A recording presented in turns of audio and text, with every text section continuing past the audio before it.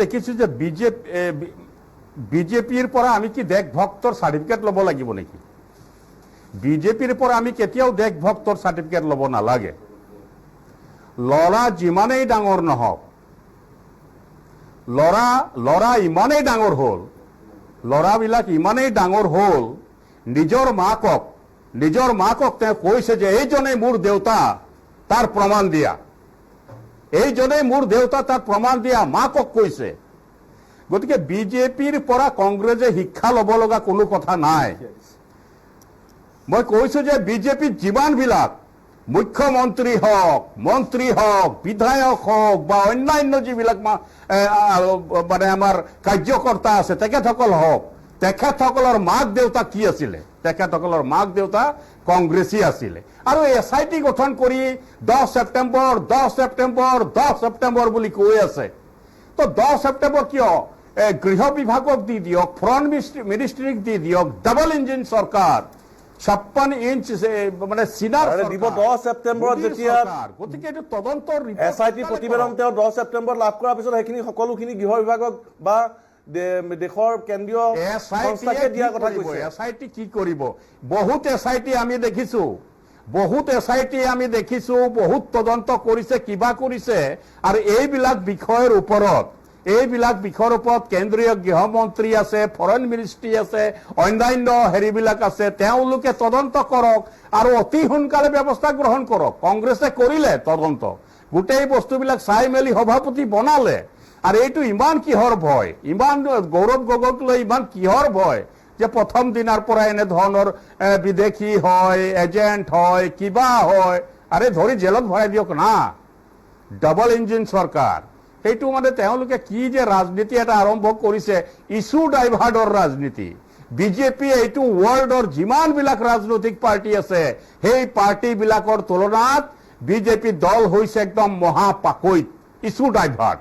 মূল ইছ্যুৰ ওপৰত তেওঁলোকে এনে ধৰণৰ ডিবেট নকৰে। এই বেকাৰ এটা ইছ্যুৰ ওপৰত কৰি দিয়ে।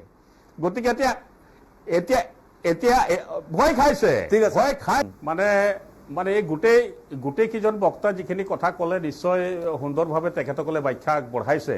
প্ৰথমতে মই মাননীয় মুখ্যমন্ত্ৰী হিমন্ত বিশ্ব শৰ্মা ডাঙৰীয়াক ধন্যবাদ জনাব খুজিছোঁ। ধন্যবাদ জনাইছো তেখেতক। আচলতে গৌৰৱ গগৈ ডাঙৰীয়াক আজিলৈকে ইণ্টেলেকচুৱেল মানুহ বা যিসকল জনা বুজা লোক আছে তেখেতসকলেহে জানিছিলে।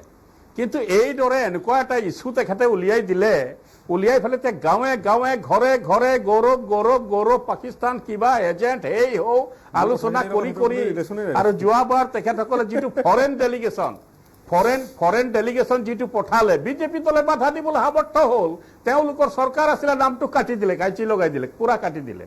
গতিকে এতিয়া কংগ্ৰেছে সিদ্ধান্ত লৈছে, কংগ্ৰেছ দলে এটা দায়িত্ব দিছে, সেই দায়িত্ব মতে সেইকাৰণেই মই মাননীয় মুখ্যমন্ত্ৰীক ধন্যবাদ জনাইছো। তেখেতে যিটো ভাবিছিলে সেইটো উল্টাটো হৈ গ'ল।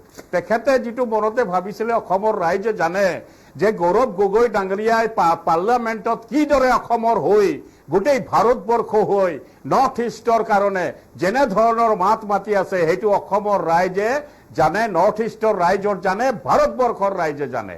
গতিকে এইখিনি কথা জল টপ আৰু অহা সময়বিলাকত যিটো আছে আপোনালোকে একশ্যন লওক।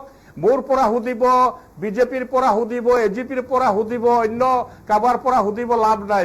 এইবিলাক একশ্যন লওক, তদন্ত কৰক, ব্যৱস্থা লওক। এইবিলাক লৰা ধেমালি কৰা সময় নাই।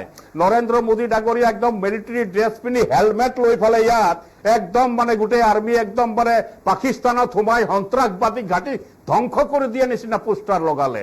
আৰু বায়ু সেনা অপমান কৰিছে।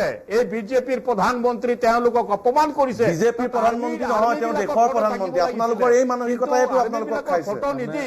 নিজে ফ্লেক্স লগাই এই কথাবিলাক ৰাজু চাউদে আপোনালোক কথাটো প্ৰকৃত কথা যিটো সুধিলো এইটো নকৰিলে, বেলেগ কথাহে কয়। গৰম সিন্দুৰ দৌৰি আছে, গৰম সিন্দুৰ। কিন্তু ডনাল্ড ট্ৰাম্পে যেতিয়া চিজ ফায়াৰ কৰিলে, আমেৰিকাৰ কথা সোধা নাছিলে। আপোনাৰ সমস্যাটো তাতে সুধিলো কি আপুনি আৰু